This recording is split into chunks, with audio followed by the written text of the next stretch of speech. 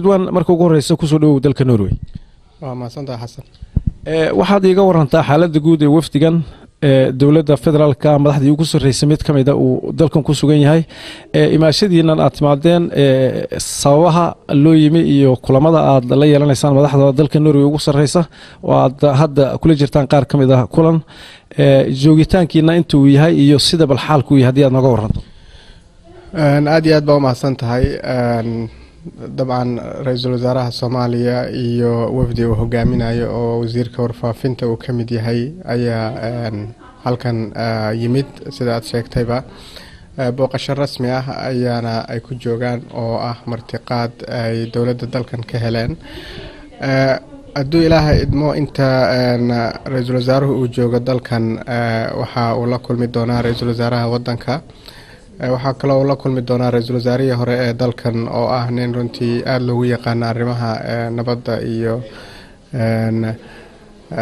inta badan dib u heshiisiinta khibrad dheer u leh waxaa kaloo guud ahaan markaan soo koobo uu yahay muhiimadda kulanka sidii loo xoojin lahaa iskaashiga u dhexeeya Soomaaliya iyo Norway iyo sidii heshiisyo cusub runtii ay labada dal u wada geli lahaayeen waxyaabaha ugu waaweyn Norway runtii ay qayb weyn ka qaadan doonto waxa ka mid noqon doona arrimaha dhismaha maamulada dalka waxa kale oo ay qayb weyn ka qaadan doontaa waxbarashada iyo xoojinta gargaarka bani'aadanimo xilligan Soomaaliya ay ka jiraan calaamadaha mararka qaar kood dhinaca biyo yarida iyo maaragtay waxyaabaha abaaraha lagu tilmaami karo waxaa kaloo iyana runtii ahmiyad la saari doonaa sidii dalka Norway uu qayb uga qaadan lahaa arrimaha maalgashiga Soomaaliya iyo gacan siday uga geysan karaan dhismaha iyo abuuritaanka